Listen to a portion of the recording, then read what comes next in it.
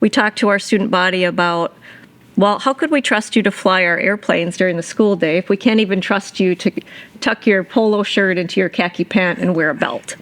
Right? But it's the smallest of conversations that happen on an everyday basis that helps to be the foundational piece of our culture. Welcome to Own the Jet by Aspen Aero Group, where we share perspectives from some of the leading voices in private jet ownership and business aviation. I'm your host, Derek Savage, along with my co-host, Jason Spoor, president of Aspen Aero Group. Our guests today are Nicole Gasper and George Pavey from West Michigan Aviation Academy, a public charter school in Grand Rapids that provides an aviation and STEM-focused high school experience to students. Join us as we dive deep into the mechanics, mindset, and moments that define jet ownership. And together, we'll learn what it takes to own the jet.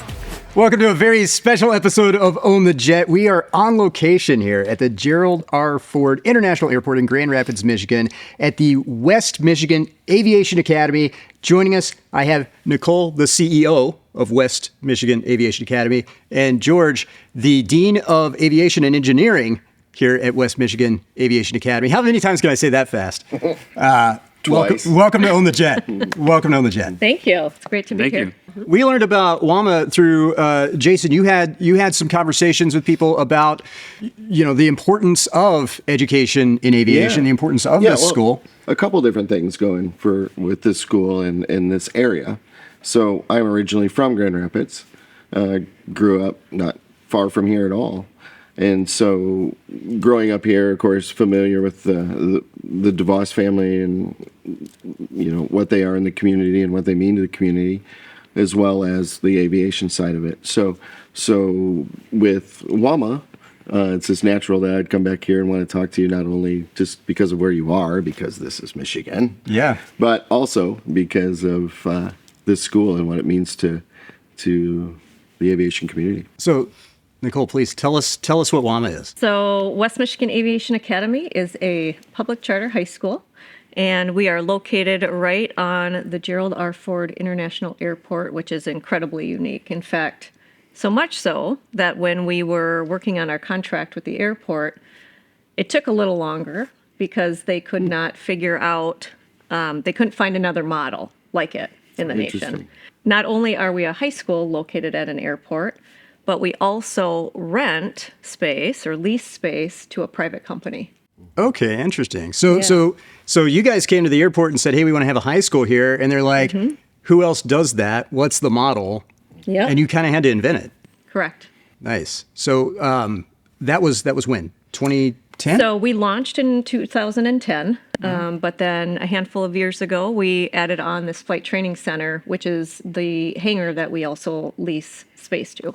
So backing up to that process, though, how did you show that? How was that model shown to the county? So we worked really diligently with the Aeronautics Commission and our airport partners to figure out what needed to be in place, both from a public school entity, but also being right on the airport. What were their needs in terms of contractual agreements? Nice. And now, George, you come from a military background. Yes, I sure did. Yeah. So can you tell me a little bit about that and how it led to this? Sure. So I spent 20 years in the Marines and had an awesome opportunity to fly some really fast airplanes, F-18s and F-16s. Nice. I happened to grow up similarly in the state of Michigan. It's a good state. And in fact, one of my real good buddies is from Lowell. Oh, yeah. And he owns I didn't know we were good buddies. No, one of my good buddies. One of my good buddies. Oh, one of your good buddies. Okay. And about a year before I was about to get out of the Marines, he said, "Hey, they're starting this charter aviation-themed high school in Grand Rapids." And, for me, it was like, wow, I could come back to the state of Michigan. I'd kind of been there, done that in the military, did what I wanted to do, and then I'd be able to kind of come and be a part of this team. And so it's been fun ever since. Yeah. So you've been here the 20 years? I got here in 2012, so about 2 years after the school started. Wow. Yeah. That's quite the tenure. Yeah. What's because you're coming from a military background, you went to Top Gun. I mean, you learn how to do this stuff on the most professional, highest level that exists. And now you're in an environment with high school aged people. Right, right. So Yeah. I can imagine there's a little bit of, I don't know, like I remember being a teenager and I remember what it was like and not really caring as much. Well, maybe that was just my experience, but Sure. meeting the kids that go here when we came in, right? So we flew in to the airport, and immediately upon meeting some of the students here, they were like professionals. They were young adults. They were like impressive to just see the way that they behaved and the way that they Maturity. the way that they approach things. Respect for- and they were, they were working on their projects and things, and we were going through, and I felt like I was, like I needed to step up my professionalism around them. I was like, man, they really have it put together well. Mm-hmm. What's the approach?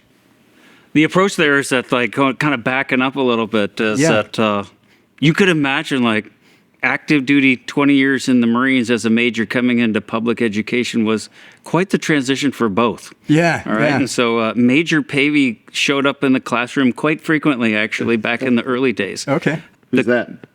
Exactly. Like, it's not Mr. Pavey. Yeah. Is he here? It's not Mr. Pavey. Where's this guy? And so I think that in the early days, like, it was real important for us to set that cultural expectation of what aviation demands. Yes, we're teaching high school kids about both aviation and engineering, but the real world application of this has real world consequences. Yeah. When I talk to parents, I remind them that. From my military background, you got really smart aerospace engineers, probably PhDs, people way smarter than you, for sure, right? Oh, definitely. Right? And me, for sure. And then you've got college graduates that fly these airplanes in the military. Yeah. And then really you've got like 19, 20, 21-year-old young adults in the military that are fixing these airplanes. Yeah. And so, after a military career of really, quite frankly, all of us pilots relying on young adults to maintain those airplanes, there's no reason why high school kids can't do it. And our philosophy is that all high schools are made up of teenagers. Yeah. But our high school molds them into young adults and expects them of that. And so our industry demands that. Yeah. And so I think that's reflective of what you all saw when you arrived today. Yeah. Well, and just looking at the aviation industry as a whole, right? Because we talk to all kinds of people in aviation, in private aviation. The show is Own the Jet. We're talking to people about, what it's like to own a jet and how to go about owning a jet and all the people you need to know as a part of that. One thing that we don't talk about enough is the people that it takes to make that happen from a standpoint of the pilots and the mechanics and the engineers and all of the people that you have to rely on to make sure that jet stays, airborne and going, Sure.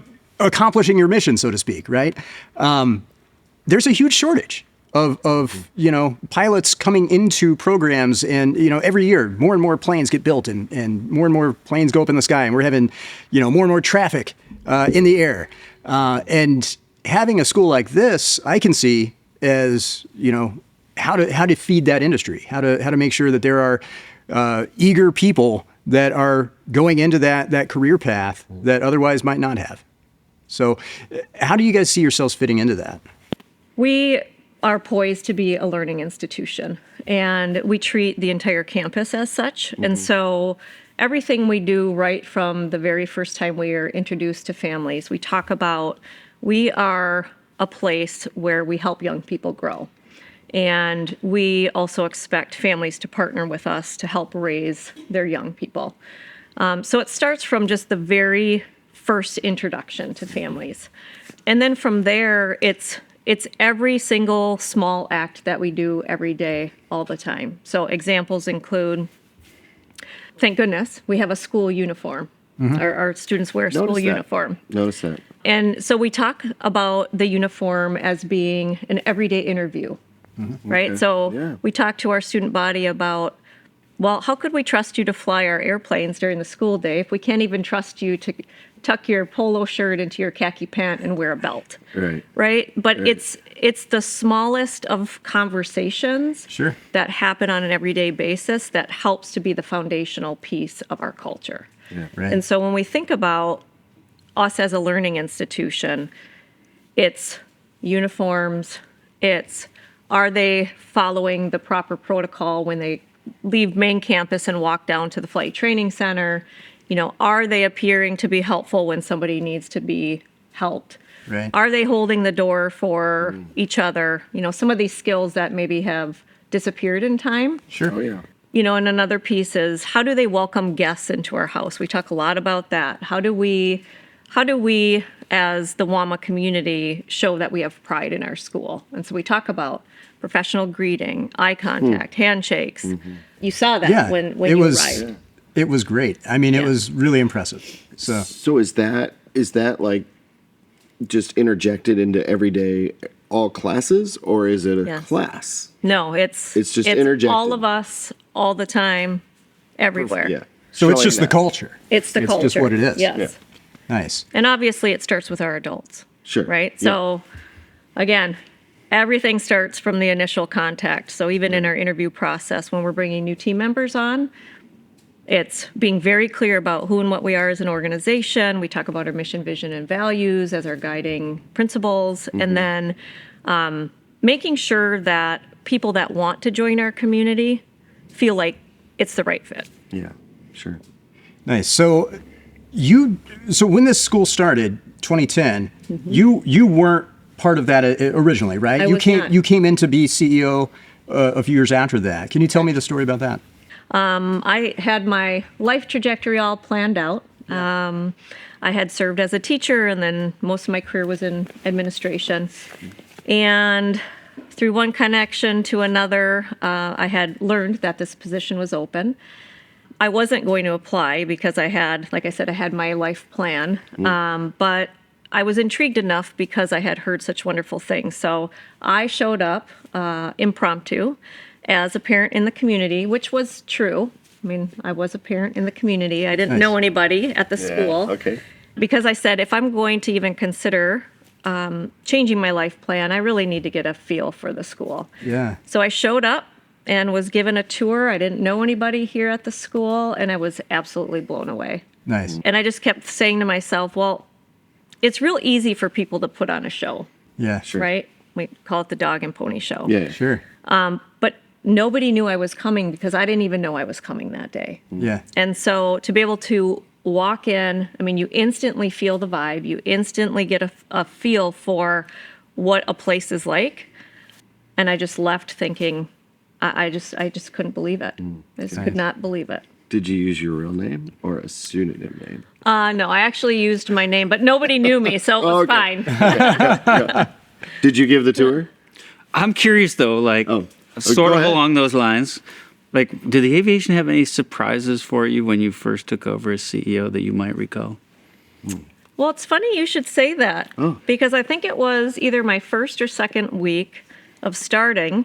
I was invited by our Dean of Aviation to attend a glider camp. Oh, awesome.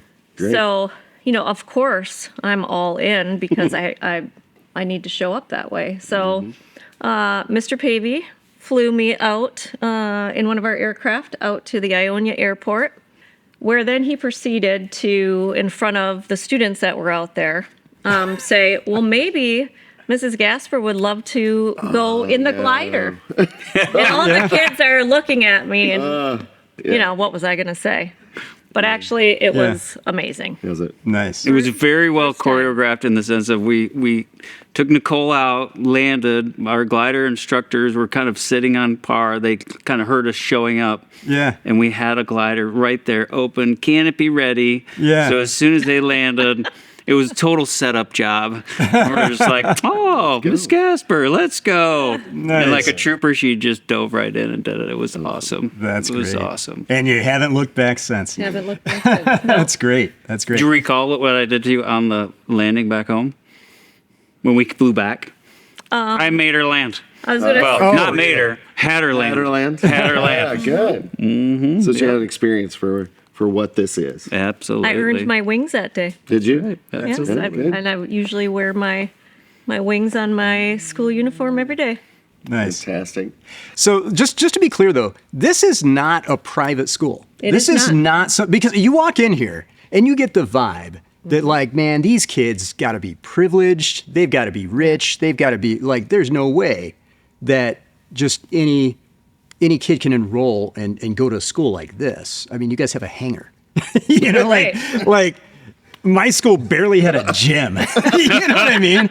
So like to have the opportunity to go to a school that's like got a hangar full of aircraft and you know, STEM curriculum and aviation curriculum and all of these opportunities, all of these things that you get to be a part of and to see, that's just available to anyone? Like, how does that work?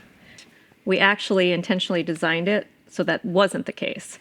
By being a public charter high school, we can serve any student in the state of Michigan, and we pull from somewhere around 50 different middle schools. Nice. So our students commute from about an hour to an hour and a half in every direction, coming from every type of community, as you can imagine. Our demographics of our student body actually mimics the Greater Grand Rapids area census data, which we're really proud of. To include 35% of our student body are female. Nice. Which we're really proud of because we started with about 3 females originally. Yeah. And when you think about we're a aviation STEM themed school, Yeah. it's pretty amazing to have that many young ladies in our Yeah, programs. that's awesome. Yeah, and I mean it's everybody gets the opportunity to experience this. That's something that's really unique because my high school barely had a gym, you know, and it's like here, this one has a hangar. So it's like, it's insane. Thinking about that though, if other states had stuff like this, you'd have a pretty good pipeline of new pilots coming into the system. I mean, wouldn't you guys, is that not something that other states do? Are you guys the only one that do this? Yeah, actually, there's a fair number of high schools throughout the United States that do this type of stuff. Not necessarily the way we do it. Okay. The AOPA, Aircraft Owners and Pilots Association, have a high school aviation symposium, which they hosted every year, probably for the last decade. Okay. And I've seen that particular group grow over the years. And so there are folks for sure that are doing similar things, just maybe not the way we do them, trying to get kids excited about what we do here in aviation, for sure. Right. So I want to go back to 2010. And what was that first year of school like? Here? Sure. So I actually wasn't here for that first year, but it started in an office cubicle up on a building up on main campus where they literally had to renovate the whole thing just for a class of 80 students. Okay. So right off the bat, it was, we're going to grow the school year by year until we had a full complement of freshmen through seniors. So it started with a freshman class. It did. Okay. 80 students. And so now, as you know, we're up to 620 students, right. And 15 years later, I tell people, when I showed up, 2 years into it, it was exciting work. When you grow from nothing to something, and not just something, but really something amazing. Yeah. We've grown, we don't like to pat ourselves on the back too much, but the reality is we've grown to be one of the number one charter schools in the state of Michigan in that amount of time. Sure. So that growth process is just, it was and is pretty exciting. Yeah. I would tell you that when I first showed up, kind of one of the first questions I asked was what are we doing in aviation? And nothing to when we first started, there wasn't a lot of aviation folks on the staff. We may have been clubbing teenagers over the head with the Jeppesen textbook. You know what I'm talking about? Got you. Yeah. And so we went from that to, oh my gosh, let's start an RC club. Let's start doing aviation with different activities. Let's see what our curriculum looks like. We have a lot of elective classes, but when you decide to come to the Aviation Academy freshman year, you get a semester of Intro to Aviation and a semester of Aviation History and Literature. I call that triple F. You guys are in the aviation community, right? Oh yeah. So you're all about acronyms? I learn a lot of acronyms. But you've never heard of the triple F? Well, I'm about to learn about it. Right. What's the triple F? It's called Forced Family Fun. Nice. And so this is the concept behind it, is that you forget that. I mean, at our age, what does a high school freshman really know about aviation? Yeah. And so, though it's an elective class, they're all required to take it. Okay. And so, what that does is it sets the foundation for them to explore what the different opportunities within this industry are. Right. And so that's kind of where we started. I think another fun story there was like the doing of aviation. I think Mr. DeVos had this idea, okay? But like, that airplane sitting behind you? Yeah, tell us about that, because you explained earlier about the tail number here. Yeah, so there's tail numbers, but like the reality is that on the early onset, Nicole's predecessor and I, we had this term. It was called, if there's no friction, there's no traction. Okay. All right. And so I kind of got the idea. I'm like, hey, we should own an airplane. Uh-huh. He wasn't really a big fan. Really? Not at the onset. And so I kind of kept pushing with him, and he and I did some really great things together. And ultimately, I was like, hey, I should be able to talk to the aviation subcommittee of the board to at least pitch this idea.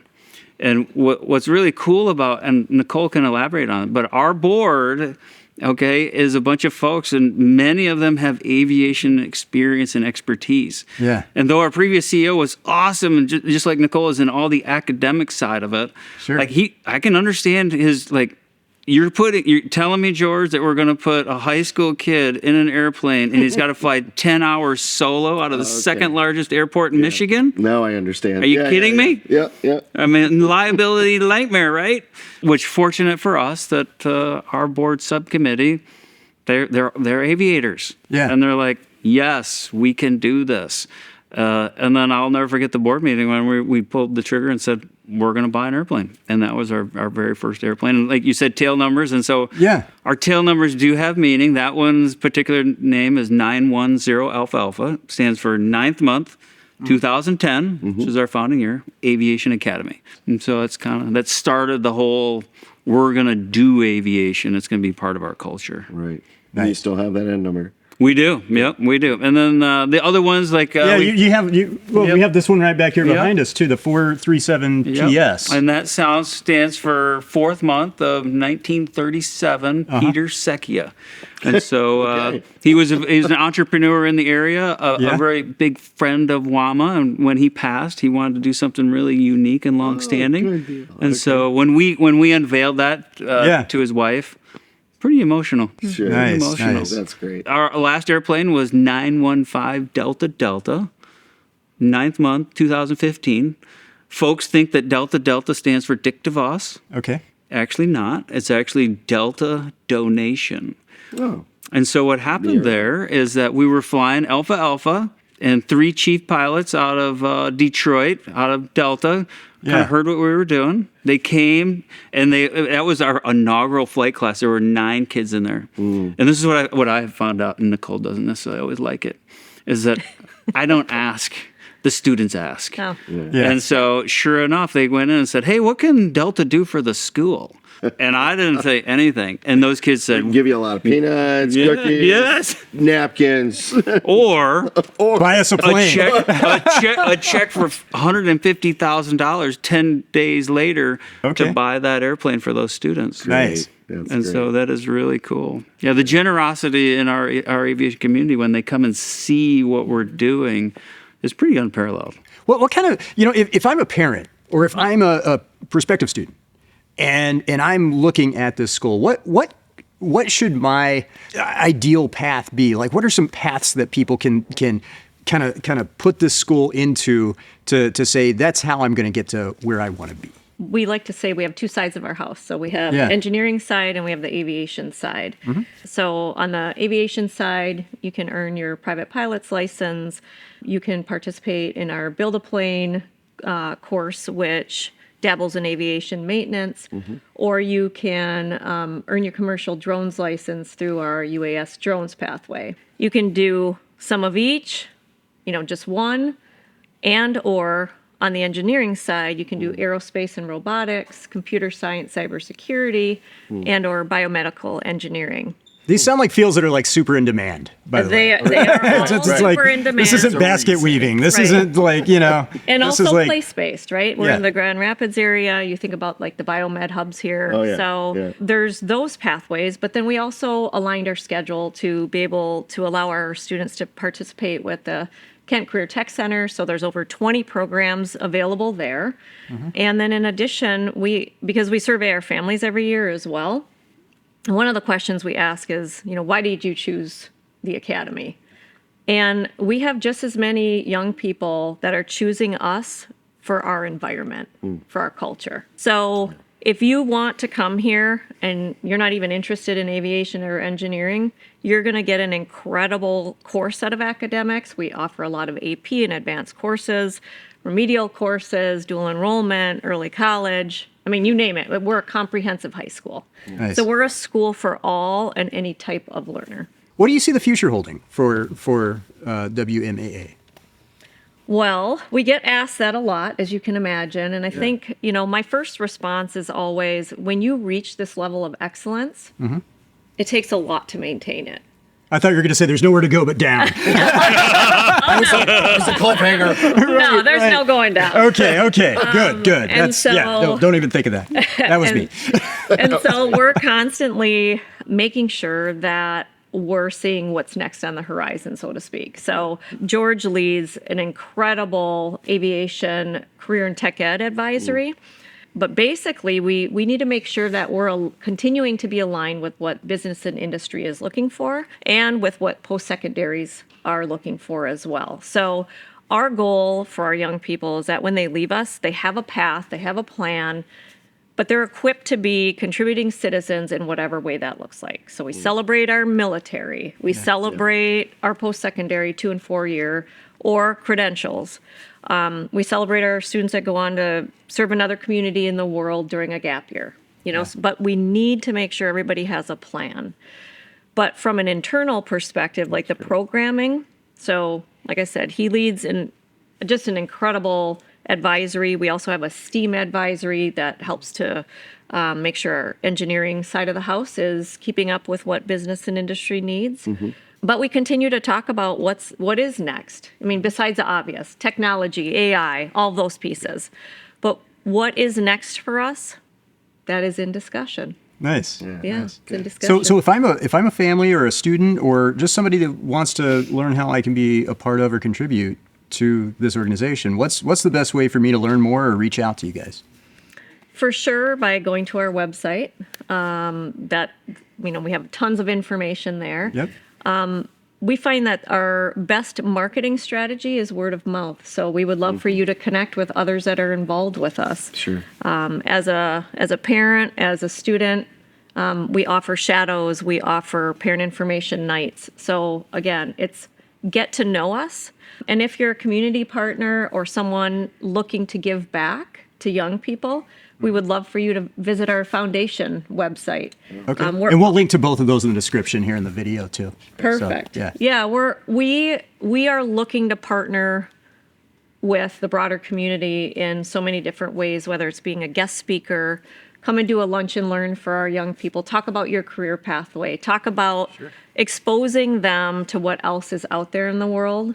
And also, we would love for you to be a longstanding partner. We would love for you to be engaged in supporting us financially, talent, time, resources. Yeah.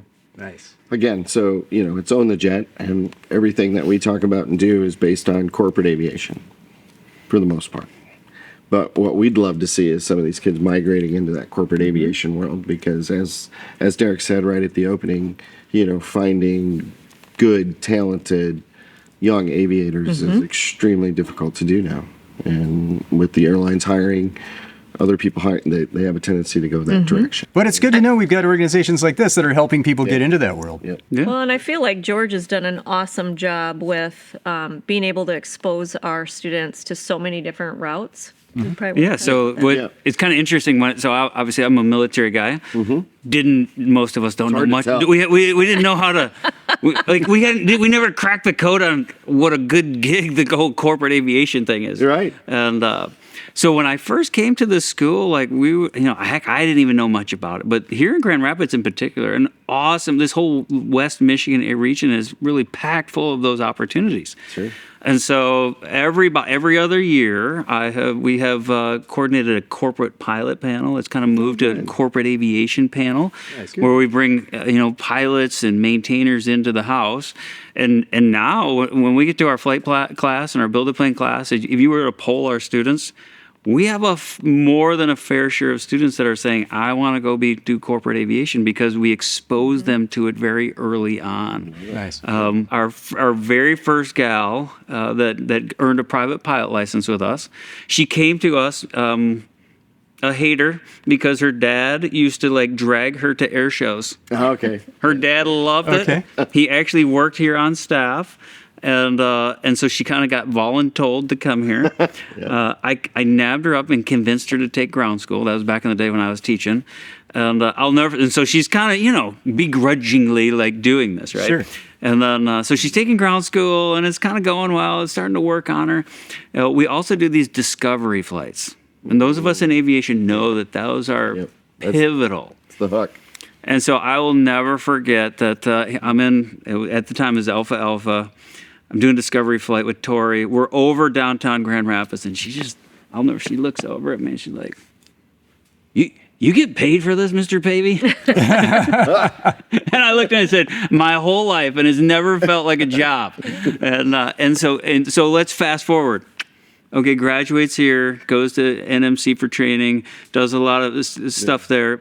She turns out to be a corporate pilot at Northern Jet, has worked her way up through the ranks. She's a captain on a citation. Yeah. Right now she's on sabbatical. She's having a kiddo. Sure. But how awesome is that? And heck, over there right now, we've got at least a half a dozen kiddos that are working in corporate aviation now. That's the move. Mm-hmm. That's the move. That's a great career and a great place to start to get there. Another hook is that this was a handful of years ago. This was before Nicole.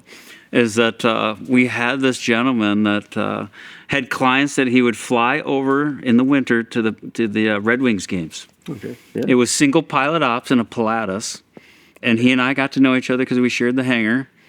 And we worked it out with LL Johns and our insurance folks for non-owned aviation insurance. And he literally would call, hey, George, I got an open seat. We're going over to the Red Wings. And we would have kind of crazy, imagine students are like, I want to go and I want to go. So figuring out who was going to go was important. But this guy, he would take them over there. And when the clients were at the game, he would take them out to a steak dinner. If that's not an epitome of corporate aviation, right? Right? Am I wrong? Well, you're not wrong. So I mean, again, the students, how you get them into this is early exposure, like what we're doing here. Right. Early exposure. George, Nicole, thank you guys so much for joining us on the Jet and inviting us here to your hangar, your facility. This is amazing. Awesome. Yep. And it's really exciting to get to hear the way that people get started in this kind of career and the way that people can get exposed to the world of aviation through just really a top tier education that is part of a public education for them. And not only that, but it's going to be awesome to see where you go with this. Once again, Nicole, George, thank you so much for being with us here on the Jet. Thank you for watching Own the Jet. If you want to see more Own the Jet, make sure to subscribe to our channel on YouTube and leave a comment telling us what aspect of jet ownership you'd like to know more about. Own the Jet is brought to you by Aspen Aero Group, your trusted partner in private and corporate jet ownership. Learn more at aspenaerogroup.com. This has been a Savage Media production.